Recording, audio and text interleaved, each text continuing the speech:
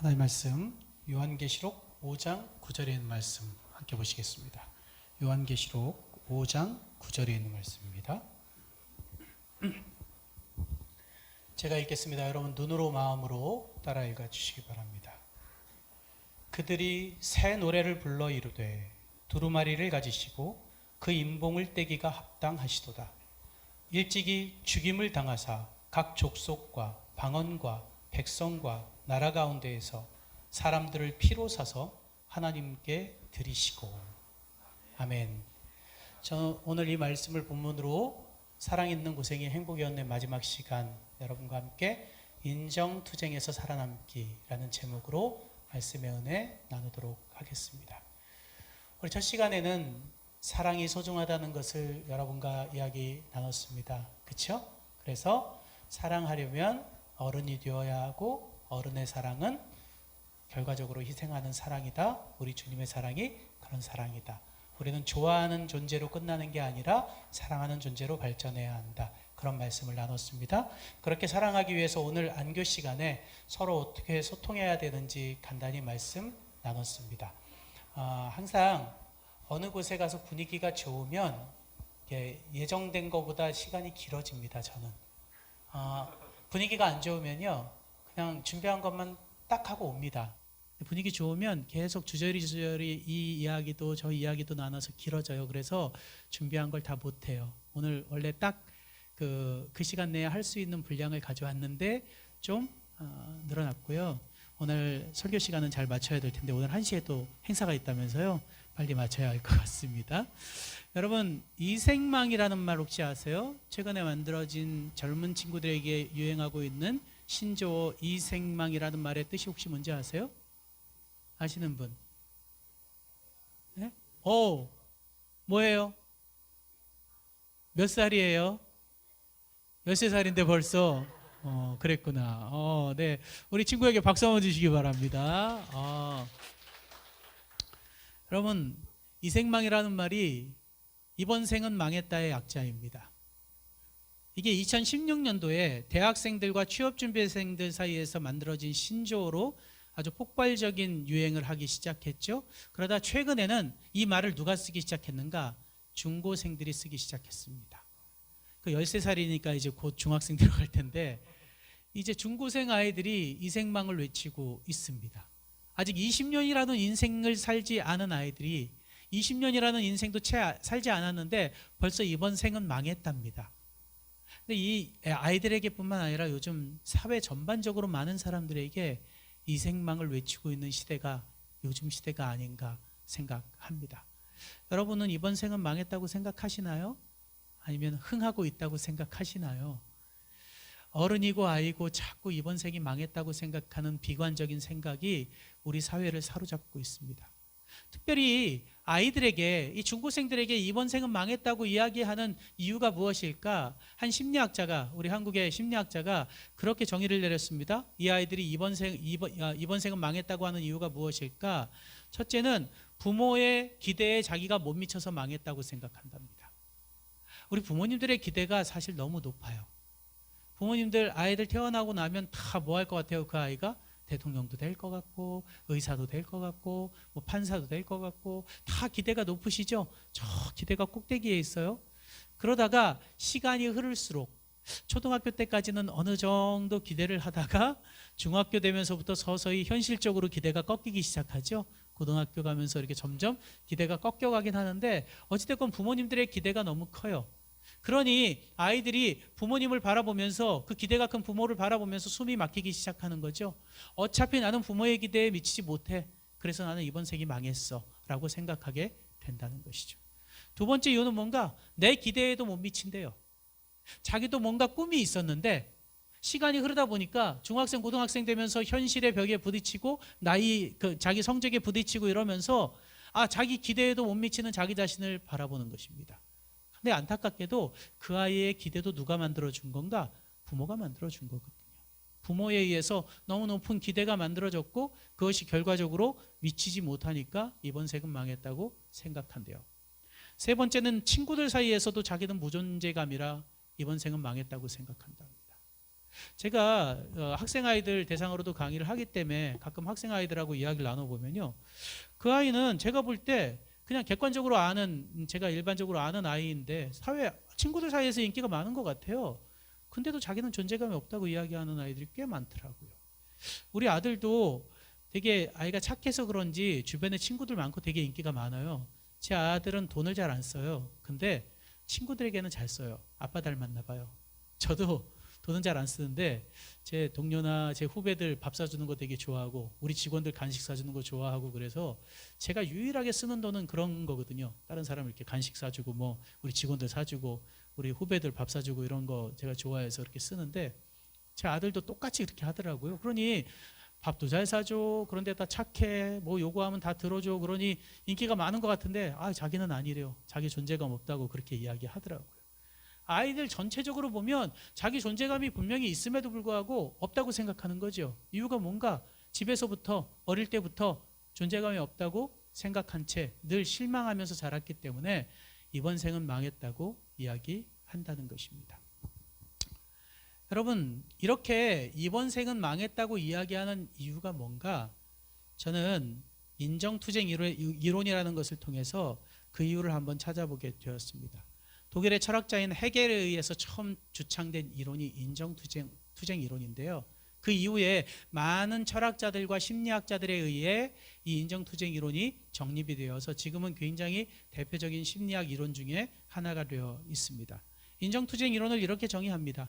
다른 사람의 인정을 받는 것이 인간의 행동을 지배하는 가장 기본적인 원리라는 이론입니다. 인정투쟁 이론에서 인간의 삶은 타인의 인정을 받기 위한 투쟁의 연속으로 설명된다는 것입니다. 여러분, 우리는 누군가에게 인정받아야 살맛 나잖아요. 그렇죠? 인정받아야 살맛 나죠? 우리 가정주부들 내가 요리를 탁 해냈는데 남편이 맛있다고 안 하고 이렇게 투정하고 그러면 또 하고 싶은 마음 들어요, 안 들어요? 안 들죠? 나가서 먹으라고 하고 싶죠? 그렇죠? 근데 열심히 하는 이유는 뭐예요? 열심히 요리하는 이유는 뭐예요?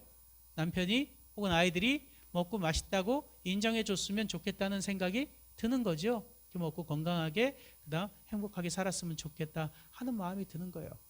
남편들이 왜 나가서 열심히 일하는 줄 아세요? 왜 그렇게 열심히 일할까요? 인정받고 싶은 거예요. 그렇게 해서 내가 가장으로서 집에 어떤 경제적인 어떤 주축으로서 인정받고 싶은 마음이 드는 거죠. 남편이 월급 받아왔을 때 한 번이라도 수고했다, 너무 고맙다 이야기해 보셨어요? 잘들 안 하시죠? 요즘은 다 통장으로 들어오니까 그냥 다 당연하다고 생각하고 하는데 그 한마디가 또 더럽고 치사해도 나가서 열심히 일하게 하는 좋은 원동력이 되는 거예요. 근데 그것마저 안 해주니까 남자들이 엉뚱한 데 가잖아요. 우리 교인들은 그럴 일 없지만 왜 그 사람들이 남자들이 그 안 믿는 사람들이 룸사롱 가는 줄 아세요? 왜 그런지 모르시죠? 에? 왜 그럴까요? 룸사롱 가는 이유가 뭘까요? 에. 그렇지. 자기 월급 봉투 들고 집에 들어가면 하나도 대우 안 해주고 맨날 바가지만 긁는데 그 월급 봉투 갖고 어디 가면 룸사롱 가면 왕대접을 받거든요. 그러니까 그런 데 가길 좋아한대요. 저는 아직 한 번도 안 가봐갖고 잘은 모르겠는데 그렇다고 그러더라고요. 좀 인정해주면 행복해지잖아요. 말 한마디 해주는 게 뭐 이렇게 어려워요. 그렇죠? 사람의 마음에는 그렇게 인정받고 싶은 욕구가 있고 그 인정받고 싶은 욕구가 사람을 행동하게 만든다고 하는 이론이 인정투쟁 이론이라는 거예요. 그래서 인정투쟁 이론에서는 인간의 삶이 어떻게 묘사되는가? 타인의 인정을 받기 위한 투쟁의 연속이라는 거죠. 끊임없이 인정받기 위해서 투쟁하고 결국 그렇게 스트레스 받으며 사는 게 우리 인생이라고 이야기하는 거예요. 미국의 심리학자인 윌리엄 제임스는 이렇게 이야기했어요. 인간의 행동을 지배하는 가장 기본적인 원리는 다른 사람의 인정에 대한 갈구이다. 다른 사람의 인정에 대한 갈구 때문에 내가 열심히 무언가를 하게 된다는 것이죠. 그런데 안타깝게도요. 그렇게 인정받고 싶은데 인정해주는 사람이 많아요? 별로 없어요. 별로 없어요. 요즘같이 코로나 시대에는 언택트 사회라고 흔히 이야기하죠. 사람을 만날 수가 없어요. 그러니 더 인정받기 쉬워요? 어려워요? 어려워요. 그러니 아이들도 자꾸 인터넷에 빠져들고 게임에 빠져들고 유튜브에 빠져드는 이유가 뭔가 인정받고 싶은 거죠. 현실 세계에서는 인정받지 못하는데 게임 세계 들어가면 내가 인정받는 거예요. 레벨을 업시키고 막 레벨이 올라가니까 다른 사람들이 막 박수 쳐주고 인정받는 거죠. 그러니까 자꾸 무언가 중독에 빠져들고 유튜브에 빠져들고 그러는 거예요. 여러분 얼마 전 지난주에 한 기사 나온 거 봤나요? 한 중학생이 초등학교 6학년인가? 초등학생 아이였죠.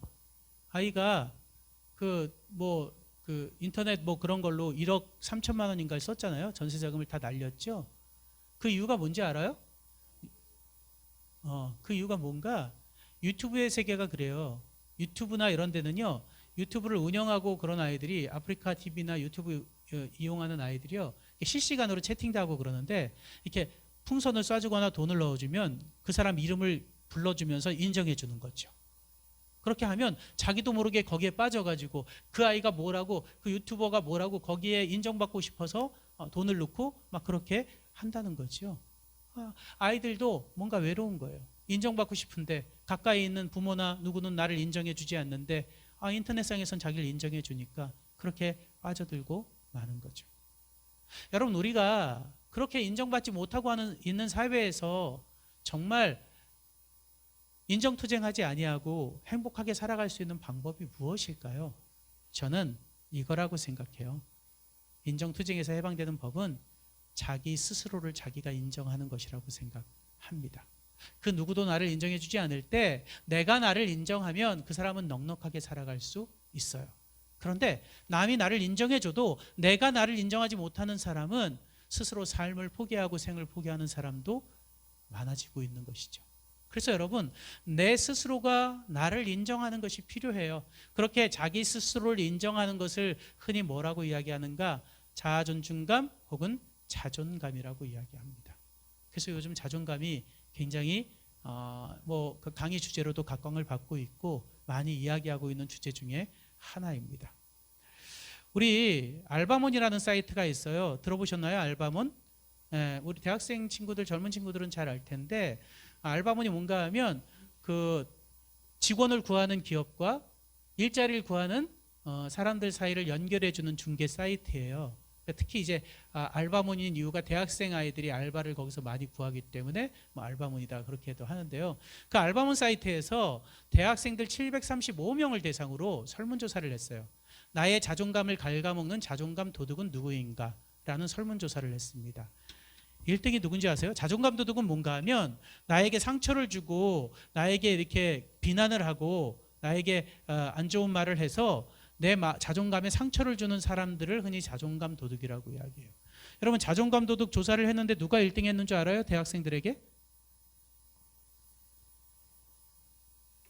이쪽에서 정답 나온 것 같아. 누구라고? 엄마. 야 누구니? 누가 대답했니? 예, 엄마가 대답했어요? 여러분 참 놀랍게도요. 대학생 애들 735명에게 조사했는데 자존감 도둑 1등이 엄마예요. 14.1%가 엄마라고 대답했어요. 두 번째 동기, 자기 같은 동기들이 자존감 도둑이라고 하고요. 절친, 자기하고 친한 친구가 자존감 도둑이고요. 알바 사장님, 자기 알바하는 곳 알바 사장님하고 알바 동료들이 자존감 도둑이래요. 5위가 선후배예요. 그리고 6위가 아빠예요. 여기 아버지들은 괜히 뿌듯해 하실 수 있어요. 야 드디어 엄마를 한번 이겨봤다. 맨날 엄마들한테 졌는데 내가 한번 이겼다. 택도 없는 소리예요. 아빠들이 여기 6위인 이유는 뭔가 아빠들은 자식에게 관심이 없어요. 그러다 보니까 아예 아이들하고 얘기도 안 하고 그냥 접어놓다 보니까 아이들에게 자존감 도둑 아닌 거라고 착각하는 거지 실질적으로는 반성하셔야 되는 거예요. 어찌됐건 6위가 아빠고요. 7위가 형제. 그래서 여러분 부모가 자존감 도둑의 25%를 차지하고 있는 거죠. 25%를 부모가 자존감 도둑의 24%, 25%를 차지하고 있고요. 그 다음 형제까지 포함하면 30몇 %예요. 가족이 서로의 자존감을 깎아먹는 존재들이 되어가고 있다는 거죠.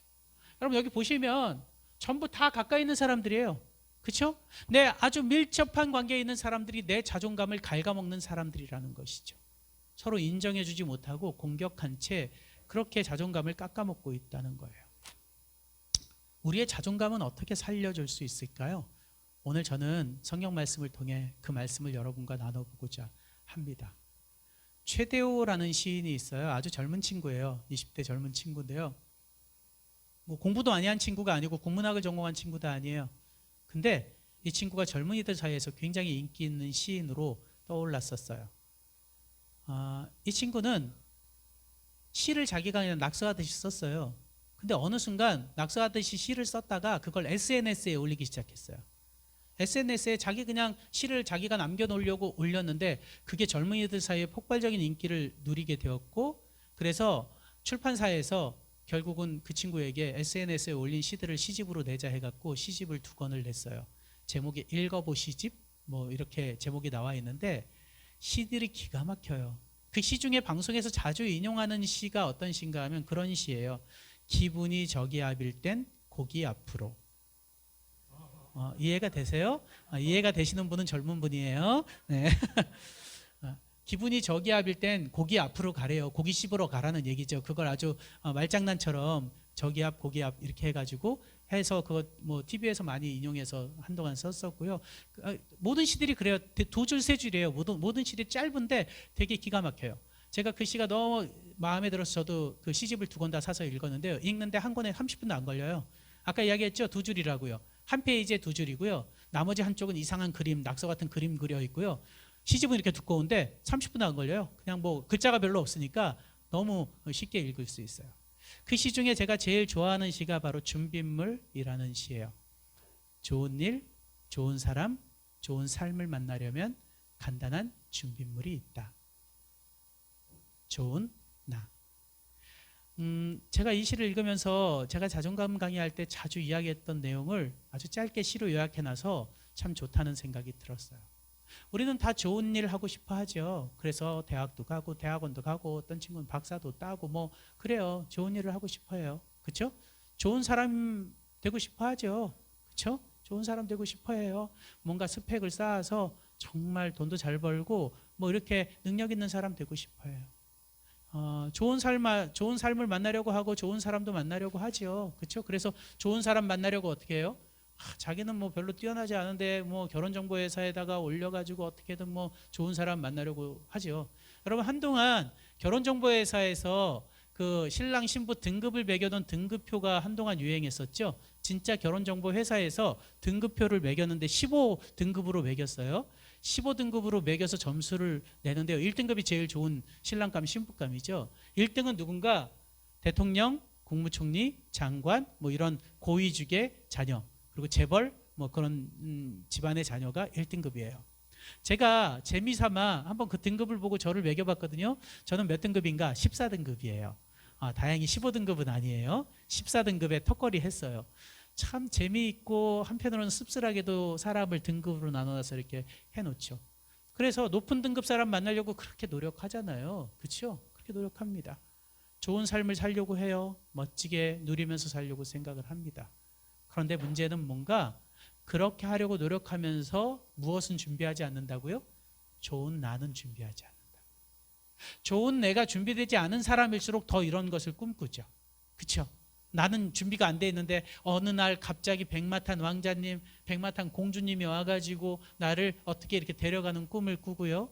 뭐 드라마에서처럼 내가 잘 알지도 못했던 할아버지가 갑자기 나타나서 재벌 할아버지가 네가 우리 집안의 후계자다. 뭐 이렇게 되기를 원하고요. 뭐 그런 꿈들을 꾸고 산단 말이에요. 그리고 뭐 어떤 사람들은 오늘 저녁에 또 그런 꿈을 꾸면서 이렇게 긁는 게 아니죠. 뭐 방송을 볼 거야 아마 로또를 해가지고 그걸 매주 그냥 거기에 소망을 품고 살고요. 여러분 정말 좋은 내가 준비돼야 돼요. 근데 제가 이 시를 보면서 조금 다르게 생각을 해봤어요. 여기 좋은 나는 무엇일까? 물론 다른 사람에게 보여지는 나의 모습이 좋아야 되겠지만 저는 궁극적으로 가장 중요한 건 내가 나를 좋아할 수 있어야 된다라는 생각을 가지게 되었어요. 여러분 내가 나를 좋아하지 않으면서 남이 나를 좋아해 주기 바라는 것 그건 도둑놈 심보예요. 그렇죠? 내가 나를 좋아할 수 있어야 돼요. 그렇게 내가 나를 존중하고 내가 나를 사랑하는 마음이 무엇인가? 그게 바로 자존감이에요. 내가 나를 사랑하고 내가 나를 존중하는 마음, 그게 자존감입니다. 예수님께서는 우리의 자존감을 아주 명확하게 성경 한 절에 표현해 주고 계세요. 그 성경절이 무엇인가? 마태복음 22장 39절 말씀입니다. 우리 다 같이 한번 읽어볼까요? 같이 읽겠습니다. 시작. 둘째도 이와 같으니 내 이웃을 내 자신같이 사랑하라 하셨으니. 예. 여러분, 이 말씀이 예수님께서 자존감을 우리에게 아주 극명하게 보여준 성경 말씀이라고 저는 생각해요. 제가 일반 사회에 나가서도 이 자존감 강의할 때 이 성경절은 꼭 쓰거든요. 여러분, 여기 보면 이 성경절을 예전에 천주교에서는 요약해서 줄여가지고 차 뒤에 붙여놓고 다녔어요. 내 이웃을 사랑하라. 그렇게 줄이면 안 돼요. 이 성경절에서 제일 중요한 부분은 무엇인가? 내 자신같이 사랑하라는 거예요. 내 자신같이 사랑하라. 여러분, 이웃을 내 자신같이 사랑하려면 누구를 먼저 사랑해야 돼요? 누구를 먼저 사랑해야 돼요? 나를 사랑해야 돼요. 내 자신같이 사랑해야 되니까 나를 사랑하지 않고는 이웃을 사랑할 수 있어요, 없어요? 없어요. 내가 나를 사랑할 줄 알아야 이웃을 사랑할 수 있는 거예요. 우리 사회가 왜 이렇게 이웃을 사랑하지 못하고 극악무도한 사회로 점점 치달아가고 있는가? 나를 사랑하는 방법을 배우질 못했어요. 여러분, 부모님에게 그런 가르침 받아봤어요? 너 자신을 먼저 사랑해. 너 자신을 먼저 용서해. 너 자신을 좀 존중해.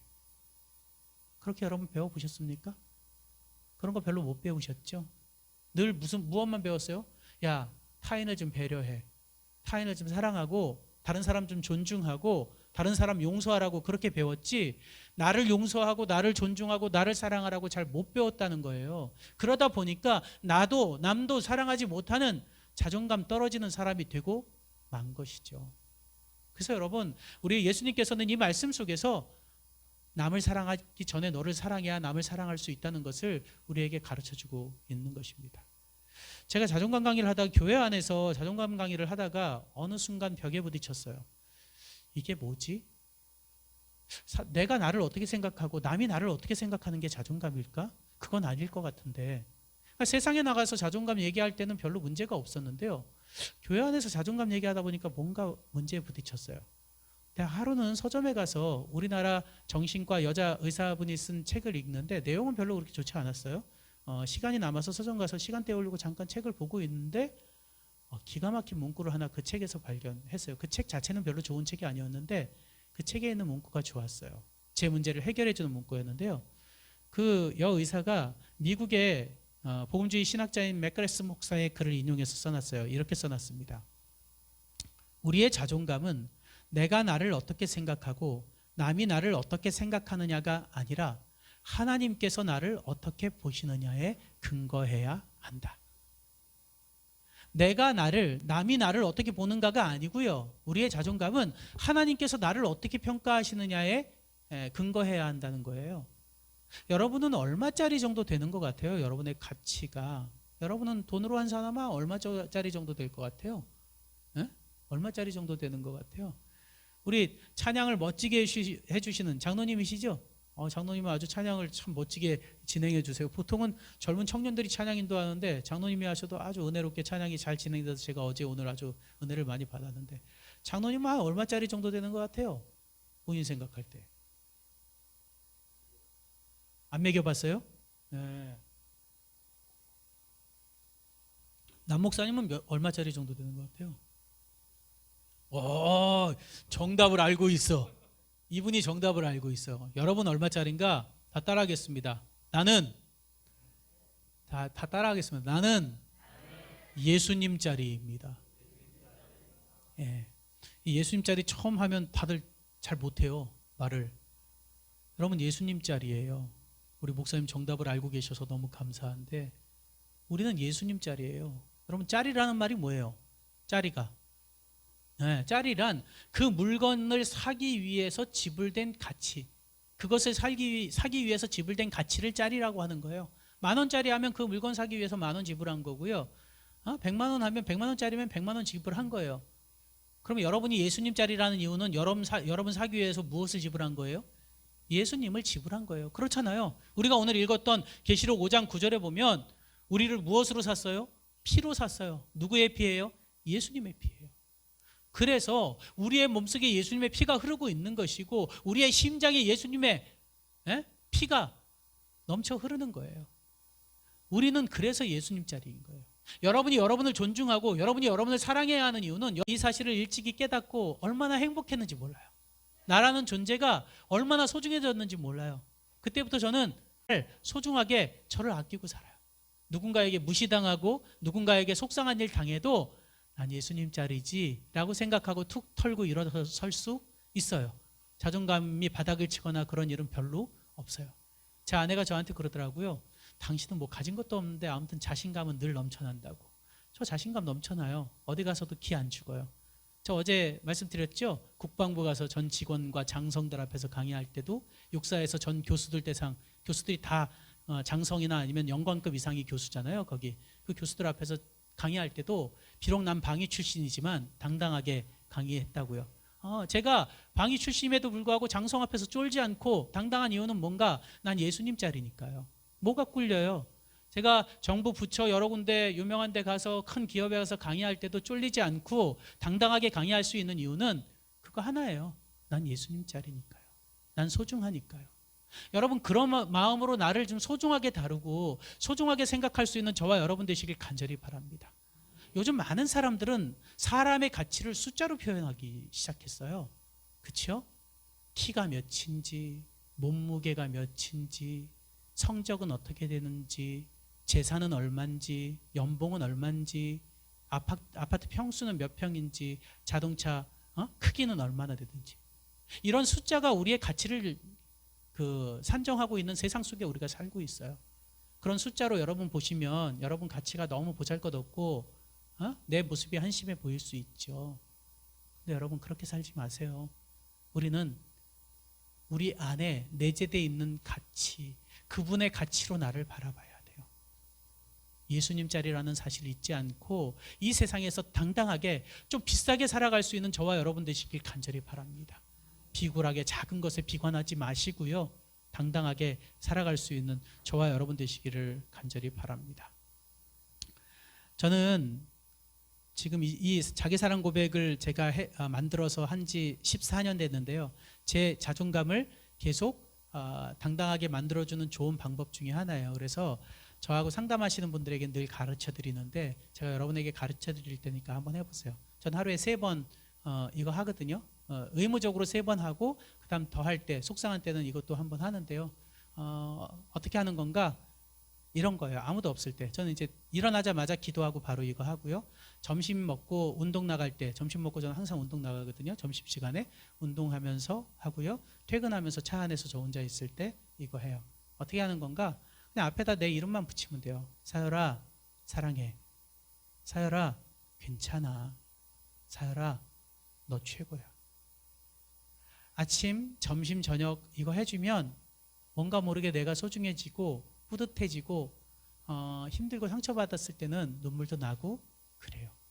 우리는 항상 남에게는 사랑한다, 괜찮다, 최고다 말 많이 하면서 나에게는 이런 거 잘 못해주는 것 같아요. 나에게도 사랑한다고, 힘들 때는 괜찮다고, 그리고 의기소침할 때 최고라고 인정해 줄 수 있는 모습이 있으면 얼마나 좋을까요? 남이 아무리 해준다 할지라도 내가 하는 것만큼은 못하다는 사실이죠. 제가 3년 전에 세종시의 중요한 정부 부처에 강의를 내려왔어요. 제가 요즘은 이제 서울 경기권만 강의를 하기 때문에 지방은 안 내려와요. 제가 예전에 강사 생활 좀 초창기에는 대전에도 몇 번 왔어요. 대전 병무청 직원 대상 강의도 왔었고 대전, 충남, 세종 대한적집사사 직원 대상 강의를 대전 월드컵 경기장에서 했었는데 여기도 왔었고 그런데 요즘은 이제 지방 강의를 안 내려와요. 서울 경기권에서만 이제 강의를 하는데요. 가끔 여가부에서 직접 연락을 해서 부탁을 하는 경우가 있어요. 세종시에는 정부의 중요한 부처가 있기 때문에 그쪽 강의는 특별히 이제 부탁을 하는데 제가 세종시 강의 가기를 정말 싫어해요. 왜냐하면 세종시는요 2시간 강의를 하기 위해서 4시간 차를 몰고 왕복해야 되거든요. 4시간 이상을. 너무 비효율적이잖아요. 그러니까 별로 가기가 싫은 거예요. 뭐 이제 교회는 당연히 사명이 있으니까 교회는 다 다니는데 일반 강의는 잘 안 오는데 3년 전에 부탁을 하길래 중요한 부처이기 때문에 좀 부탁을 한다 해서 내려왔어요. 내려왔는데 놀라운 게 뭔지 아세요? 저한테 강의 듣는 사람들이 강당에 약 250명 정도가 들을 거라고 미리 얘기를 했어요. 그런 걸로 알고 내려왔어요. 강당 갔더니 정말 극장식으로 멋진 강당에서 강의를 하려고 준비하고 있는데 청중들이 막 들어오더라고요. 그 부처의 공무원들이죠. 들어오더니 사인을 해요. 왜냐하면 참가 사인을 해야만 되거든요. 여가부에 보고해야 인센티브를 받기 때문에 사인들을 다 해요. 자리에 안 앉아요. 사인을 하고 나가요. 강의도 듣기 전에. 강의 시간에 앉아있는 사람은 약 60여 명. 강의는 했죠. 그분들을 위해서 해야 되잖아요. 열심히 강의를 끝내고 그 담당자에게 제가 좀 혼을 냈어요. 이게 뭐 하는 행동이냐. 나는 여가부에 그대로 보고할 거고 당신들 올해 인센티브 못 받을 것이다. 아예 그렇게 하고 그 직원에게 좀 미안했어요. 왜냐하면 신입 직원이었거든요. 들어온 지 얼마 안 된 아직 결혼도 안 한 앳된 여자분이었는데 그분에게 제가 따끔히 이야기하고 제가 강의하면 제가 강의 보고서를 써서 보내거든요. 어떻게 했는지. 제가 올라오는데 되게 화가 나는 거예요. 내가 여기까지 이렇게 내려왔는데 이것들이 강의도 하나도 안 듣고 나가버려? 진짜 이거 뭐 하는 거야 이거? 화가 나면서 운전을 하고 올라오다가 이러면 안 되겠구나. 내가 왜 이러지? 라는 생각이 들었어요. 그래서 제가 운전하면서 다혜라 사랑해. 다혜라 괜찮아. 너 최고야. 계속 반복하면서 올라왔거든요. 올라가다가 중간에 제가 잠깐 차를 세우고 그 직원에게 전화를 했어요. 아까 내가 좀 화가 많이 났었다. 미안하다. 그랬더니 아니라고. 자기들이 너무 죄송하다고 바빠가지고 자기가 또 말단이라 뭐라고 말도 못하고 그렇게 나가는 게 아예 습관화되어 있었는데 강사님께 너무 신뢰를 범한 것 같다 이야기를 해서 내가 일단 잘은 보고해 드리겠다. 하지만 어찌됐건 어느 정도 선에서는 보고를 하되 큰 문제 없는 선에서만 내가 보고를 하겠다고 이야기하고 이제 올라왔는데요. 여러분 속상할 때 한번 해보면 좋을 것 같아요. 나를 좀 사랑해주고 나에 대해서 괜찮다고 하고 나를 좀 인정해주고 그런 모습이 필요하지 않을까 하는 생각 가져봅니다. 스바냐 3장 17절에 보면 이렇게 말씀하십니다. 너의 하나님 여호와가 너의 가운데 계시니 그는 구원을 베푸실 전능자이시라. 그가 너로 말미암아 기쁨을 이기지 못하시며 너를 잠잠히 사랑하시며 너로 말미암아 즐거이 부르며 기뻐하시리라. 하나님께서는 우리의 부족하고 보잘것없는 것 보시고도 너무 사랑하시고 완전히 인정해 주신대요.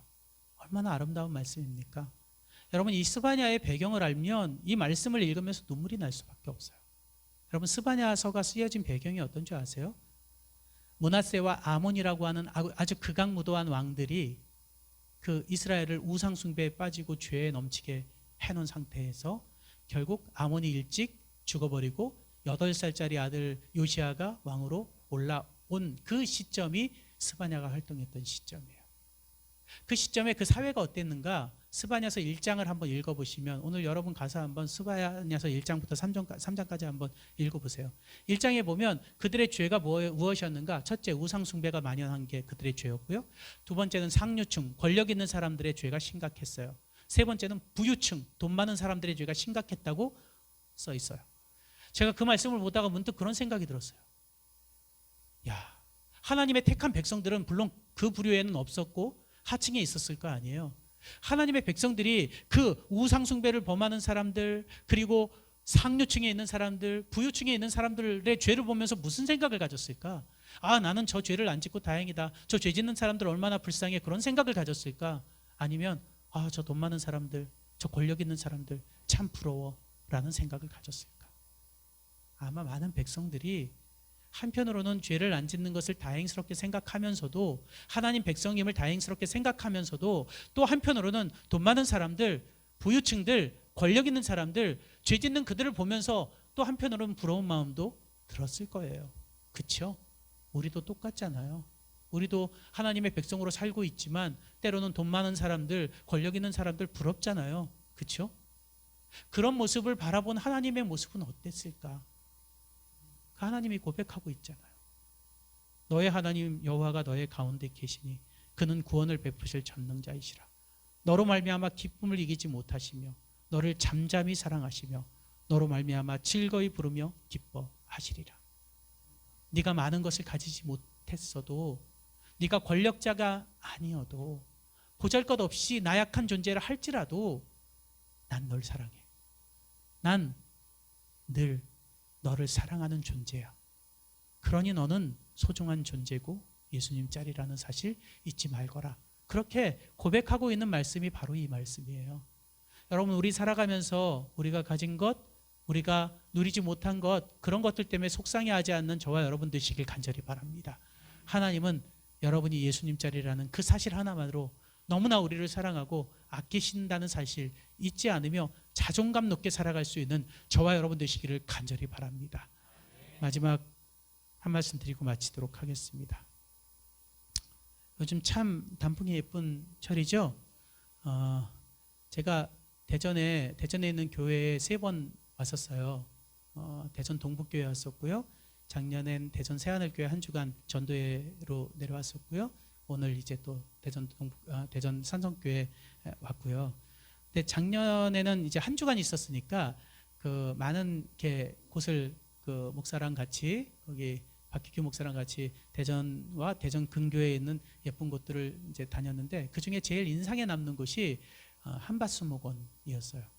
시내 한복판에 그렇게 예쁜 동산이 있는 게 정말 놀라웠어요. 처음에 가자고 했을 때 뭐 한복판에 뭐가 있겠어 그러고 갔는데 얼마나 단풍이 예쁘든지. 작년에도 11월이었거든요. 11월 20일쯤 왔는데도 그때는 단풍이 예쁘게 져 있어서 정말 좋은 곳이었어요. 그래서 제가 어제 내려오면서 거기 들렀다 오려고 일찍 출발한다고 했는데 한밭수목원 갔다 오려고 했거든요. 근데 결국은 업무가 너무 많아갖고 직원들 결제가 너무 많아갖고 늦게 내려오는 바람에 못 들렀어요. 그래서 오늘 끝나고 가다가 들르려고 지금 생각하고 있는데 단풍이 참 예쁜 철이에요. 저에게는 단풍하면 잊혀지지 않는 단풍이 있는데 지금 이 사진의 단풍이에요. 이 단풍은 저희 동네, 제가 그 남양주 청학리라고 하는 산육대학 근처에 있는 동네에 살아요. 그곳에는 에코랜드라는 체육공원이 있어요. 뭐 이렇게 그 환경 그 쓰레기 매립장을 개조해서 이렇게 예쁘게 그 이제 체육공원으로 만들어 놓은 곳인데요. 제가 걷기를 좋아해서 저는 그곳에 가서 운동하기를 좋아해요. 그래서 일요일 날이면 꼭 가는데 이 사진은 2017년 11월 초에 찍은 사진이에요. 2017년 11월 초에 역시 일요일 날 운동하러 갔는데 운동하다 문득 이 사진을 보았어요. 평상시는 단풍이 그냥 나무에 붙어 있는 것만 예쁘다고 생각을 했는데요. 이때는 사진에서 여러분 잘 보이시는지 모르겠는데 바닥에 단풍이 너무 양탄자처럼 예쁘게 깔려 있는 거예요. 저렇게 예쁘게 깔려 있는 단풍도 진짜 오랜만에 본 것 같았어요. 제가 그래서 제 폰으로 사진을 찍었어요. 사진을 찍은 이유가 있어요. 2017년 그 11월 그때 제 아들이 대학 입시를 준비하고 있던 때였거든요. 그때가 고3이었어요. 이제 신학과를 지원했는데 저는 당연히 제 아들이 붙을 거라고 확신하고 있었어요. 잘하리라 생각했고 시험도 잘 봤고요. 이제 그 시험 결과만 나오면 되는 때였거든요. 시험도 잘 봤고 설교 시험도 너무 잘 봤다고 얘기를 듣고 해서 잘 되겠지 생각했지만 사람 마음은 그렇지 않잖아요. 그때 경쟁률이 2대1 정도 됐는데 떨어질 수도 있는 거잖아요. 그래서 혹시라도 우리 아들이 떨어지면 우리 아들에게 이 사진을 보내주고 싶다는 생각이 들었어요. 사진을 보내주고 떨어진 너라도 여전히 나에겐 아름답다. 이 단풍이 떨어져 바닥에 아름답게 깔려 있지만 어느 정도의 시간이 지나고 나면 썩어지겠지. 하지만 내년 봄이 되면 또 파랗게 새로운 잎으로 나올 것이고 또 멋진 단풍으로 결실을 맺을 거야. 네가 비록 지금 떨어져서 힘들지만 조금 노력해서 내년에 다시금 새로운 잎으로 새롭게 파릇파릇하게 날 수 있을 테니 넌 여전히 아름다운 내 아들이야. 보내주려고 사진을 찍었어요. 다행스럽게도 이 사진을 보내줄 일은 생기지 않았고요. 이 사진은 결국 늘 제 강의 소재로만 사용이 되고 있죠. 작년에 드디어 이 사진을 보내줄 일이 생겼어요. 제 아들의 꿈 중에 하나가 골든엔젤스에서 1년간 봉사하는 거였거든요. 노래를 꽤 잘하는데 작년에 오디션한 영상을 봤는데 우리 아들이 너무 잘했어요. 아빠가 보기엔 너무 잘한 거예요. 떨어질 이유가 없었는데 떨어졌더라고요. 거기 심사하는 그 친구도 되게 목소리가 너무 유니크하고 좋다고 칭찬까지 했는데 떨어졌어요. 여러 가지 이유가 있었겠죠. 떨어진 소식을 들었을 때 제가 이 단풍 보내줬거든요. 우리 아들 웃더라고요. 이미 소문으로 다 들은 거예요. 내가 이걸 강의에서 사용하고 있는 걸 들어가지고 웃더라고요.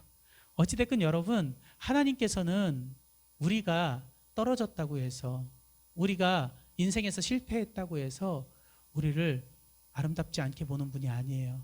죄로 인해 떨어져도 여전히 아름답게 보세요. 다시 우리가 피어날 수 있는 사람이 되면 되는 것이죠. 우리 앞으로 살아가면서 어떠한 삶 속에서 절망하고 낭망하지 마시고 예수님 자리로서 멋지게 살아가심으로 우리 주님 오시는 그날 모두 그 하늘에 멋지게 올라갈 수 있는 저와 여러분 되시길 간절히 바랍니다. 우리 모두 그렇게 되길 바라면서 말씀 마치겠습니다.